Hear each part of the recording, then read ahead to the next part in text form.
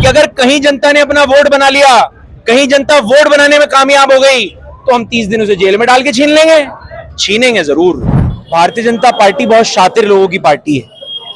ये लोग झूठे प्रोपेगेंडा तैयार करते हैं और इनके झूठे प्रोपेगेंडा की जो फहरिस्त है वो बहुत लंबी है, और वो भी एक उस झूठे प्रोपेगेंडा का ही हिस्सा है। आज बांग्लादेशी बता देंगे, कल म्यांमारी बता देंगे, परसों श्रीलंकन बता देंगे। इनका तो काम यही है साहब। चुनाव आयोग हमें डेटा दे देना। चुनाव आयोग तो भारतीय जनता पार्टी की फील्ड में खेल रहा है। चुनाव आयोग डेटा दे दे।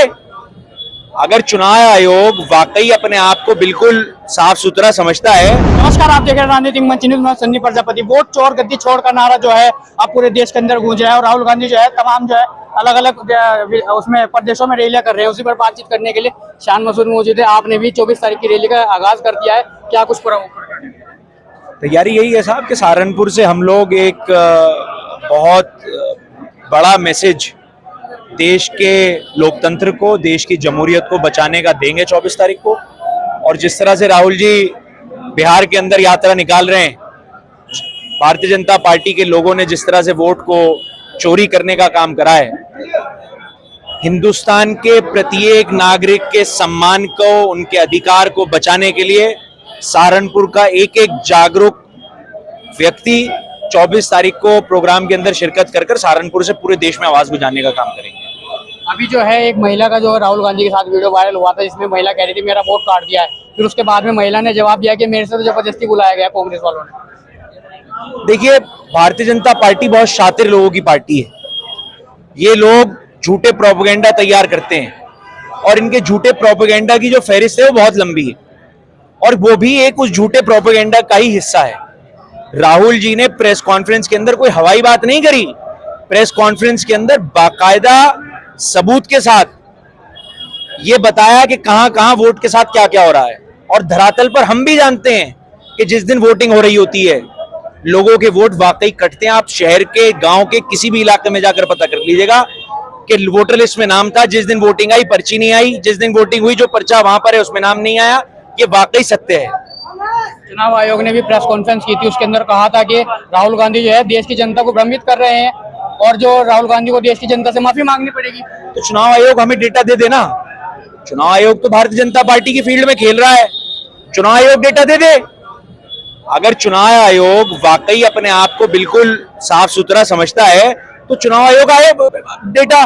चुनाव आयोग के पास तो सारा डेटा होगा, वो बता दे हमें कि उत्तर प्रदेश के अंदर या दीगर और प्रदेशों के अंदर 2022 में क्या वोटर लिस्टें थी, 2024 में क्या थी, 19 में क्या थी। खोल दे डेटा को, दूध का दूध पानी का पानी हो जाएगा। बुलंदशहर के अंदर भी पोस्टर लगाए गए वोट चोर गद्दी छोड़ के ना, सब जगह लगेंगे साहब। देखिए, मैं कह रहा हूं कि देश के अंदर प्रत्येक नागरिक जिसको इस देश के मुस्तकबिल की, इस देश के आने वाले कल की, अपनी आने वाली पीढ़ियों की फिक्र है, वो खड़े होकर इस आंदोलन में साथ देगा। अगर देश को बचाना है तो अपने अधिकार को बचाने का, इसके अलावा कोई दूसरा रास्ता नहीं है। संबित पात्रा हैं बीजेपी के सांसद, साफ तौर पर कह रहे हैं जो घुसपैठिए हैं, बांग्लादेशी है, कांग्रेस जो है उनके वोट बनवा दिया और उनको आगे करके चुनाव जीत जाती है। आज बांग्लादेशी बता देंगे, कल म्यांमारी बता देंगे, परसों श्रीलंकन बता देंगे। इनका तो काम यही है साहब। अभी एमपी साहब अपनी तकरीर में बता रहे थे कि कैसे एक बंगाल के सांसद के 10 पीढ़ियां जिस आदमी की यहाँ रह रही हैं उसको उठाकर डिपोर्ट कर दिया। तो इनका तो मकसद है बरगलाना हमें और आपको। ये तो चाहेंगे कि आम आदमी इनकी बातों में बरगला जाए, लेकिन वो दौर चले गए। वो दिन जब फाख्ता उड़ाया करते थे खलील मियां, वो दिन चले गए। अब जनता को पता है सच क्या है क्या नहीं है, और जनता जवाब देगी, आप देखिएगा। पार्लियामेंट के अंदर अभी एक कानून पास हुआ है, अगर कोई भी जनप्रतिनिधि है, कोई भी सांसद है, अगर 30 दिन तक जेल के अंदर रहता है उसकी सदस्यता रद्द की जाएगी। यही तो चीजें हैं, आप ही देखिए। वो यही तो है कि लोग जिसको चुनकर भेज रहे हैं, जब वो इनको पसंद नहीं आएगा तो ये ईडी सीबीआई से उस पर मुकदमा लिखवाएंगे। और ईडी सीबीआई किसी पर भी मुकदमा लिख सकती है, उस पर मुकदमा लिखवा के उसे 30 दिन जेल के अंदर करेंगे, उसकी सदस्यता ये जा वो जा। यही तो प्रोपेगेंडा है। जनता से यही तो अधिकार छीने जा रहे हैं कि अगर कहीं जनता ने अपना वोट बना लिया, कहीं जनता वोट बनाने में कामयाब हो गई, तो हम 30 दिन उसे जेल में डाल के छीन लेंगे। छीनेंगे जरूर। ये जनता के अधिकार का हनन है। ये चोर हैं जनता के अधिकारों के। ये नए नए रास्ते ढूंढते हैं जनता के अधिकारों को छीनने के। और आप देखिएगा कि देर हो सकती है लेकिन अंधेर नहीं होगा। दिल्ली की मुख्यमंत्री रेखा गुप्ता भी वो जन सुनवाई कर रही थी, जन सुनवाई के दौरान उनके साथ एक शख्स ने मार पिटाई की है, उसको कैसे देखते हैं? यार वो व्यक्ति कुत्तों का बहुत बड़ा समर्थक था। उस आदमी ने कुत्तों के लिए कहीं मंदिर वंदिर बना रखा था। आप पढ़ा तो करो यार, इस सवाल का जवाब मैं देखिए क्या करूंगा।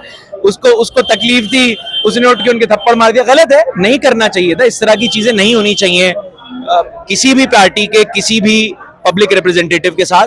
अफसोसनाक है, लेकिन उसके अपने जज्बात थे, उसको और तरीकों से इजहार करना चाहिए था, गलत है। लेकिन फैसला तो कोर्ट ने सुनाया, तो उन्होंने मुख्यमंत्री के साथ हाथापाई कर दी। अब जिसकी जितनी सोच वो उतना ही तो करेगा, उतना ही तो करेगा। गलत है, उसके खिलाफ कार्रवाई होनी चाहिए। ये थे शान मसूद, जिन्होंने खास तौर पर कहा है जो वोट चोर गद्दी छोड़ का जो यात्रा है वो पूरी सहारनपुर से की जाएगी। फिलहाल इस वीडियो में थे, नमस्कार।